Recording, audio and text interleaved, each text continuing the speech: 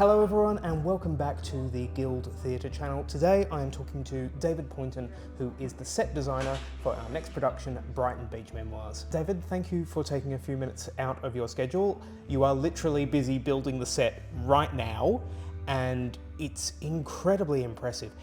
Why did you want to build a set for Brighton Beach Memoirs? Why do I want to build sets generally, I think is also the question. Righto. I enjoy it. It's a great creative pursuit. It combines a design mind, like being able to translate from the script to how do we portray that on stage. The creative process with the director, so Lynn Lee, the director, and I have been working very closely, lots of conversations. And then there's the construction part of it, which is actually creating it and building it. So those things are all things I love. And I suppose for me, it also works in terms of my lifestyle because it's about an intensive 1 month of building, but then we get in and build it, and then I can tap out and let the actors carry on and do the season.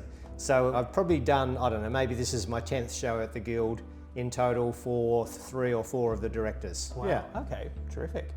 And this set is, to my eyes at least, quite complicated because I've now been at the Guild for about 3 years. This is the first set I've seen to be truly multi-level. So what motivated that? Is that specified in the script? Yeah, so it's certainly in the script. So it's a small, modest home in the 30s in New York, near Brighton Beach. And so there's quite a bit of action sort of up the stairs, into the bedrooms upstairs. The idea is that part of the family have moved in, and so the boys' bedroom was sort of essentially cut in half so that the girls could come in and have a bedroom of their own. So it's all a bit squishy upstairs is the idea.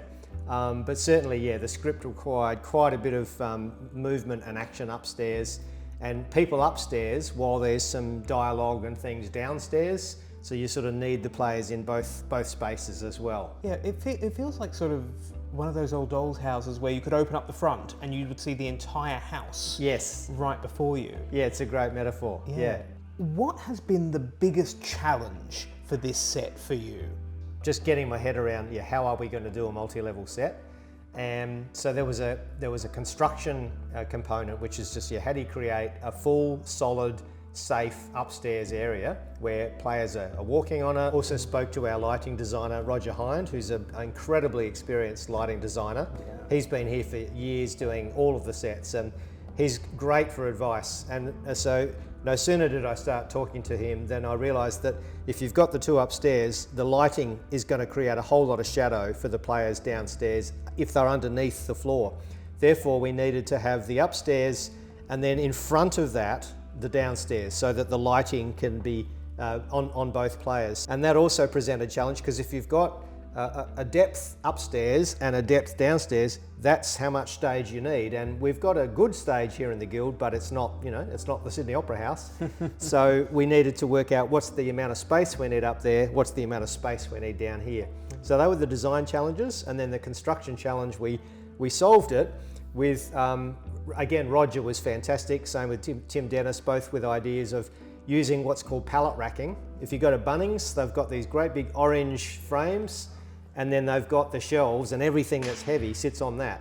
Yeah. And they're used in warehouses. And so what we've got there now, you could literally use a forklift around it and it would be solid. We could have gone with, okay, let's build a whole timber frame, but the bolts and the bracing and all of that would have been a phenomenally both expensive and time-consuming job. Mm-hmm. This stuff, once we got it, we literally had it up in place in about 90 minutes or less. Now the rest of the set takes a lot longer than that, but the basic construction of that upstairs was pretty quick with the right equipment. Yeah. Having design sets for, I think you said 10 shows, are there any shows in mind where in your head you think, I know what I would do for that show, I just haven't had a chance to do it yet? Any dream shows for you? Now that I'm building sets, whenever we go to a show, I do look and just marvel at whatever set design has been done, because I literally am an amateur and I'm at the beginning of my work in set design. So a show like The Play That Goes Wrong, where in a professional setting, they've got just all the moving parts. You know, literally the upstairs floor drops down and the players are hanging on for dear life. These sort of things are just so complex to make and to produce and to make sure nothing goes wrong, literally in the play that doesn't go wrong.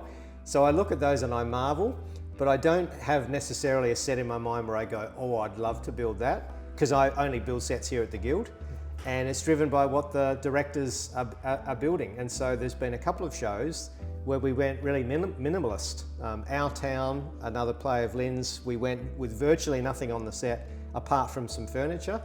And Calendar Girls with Sue Stapleton, we also went pretty minimalist with just, you know, a few props again. In terms of the dream or the vision, I think how to create sets with the least on stage, to me, is quite an interesting design challenge. And in contemporary theatre, you know, that's some of the movement toward sets that have virtually no sort of you know, suggestion of walls and doors, and yet you go along with it. The imagination is taken along by the cleverness of the design. So I think I'd like to start doing a little bit more of that here over time at the Guild. Brilliant. Well, is there anything you'd like to say to the audience about coming to see the show? Look, the thing I've been most impressed by about Brighton Beach Memoirs, when I read the play, it's just such a beautiful story. So I think it'll just be an exceptionally enjoyable story to watch. And then it's an incredibly talented cast. And Lynn is just a first-rate director who always gets the best out of her cast. So I just think it's going to be an incredibly memorable and enjoyable show. So certainly encourage you to come along. Brilliant. Thank you so much for your time, David, and I hope the rest of the build goes swimmingly. Thank you. Please take a moment to like, share and subscribe. Thank you for your support of the Guild and community theatre.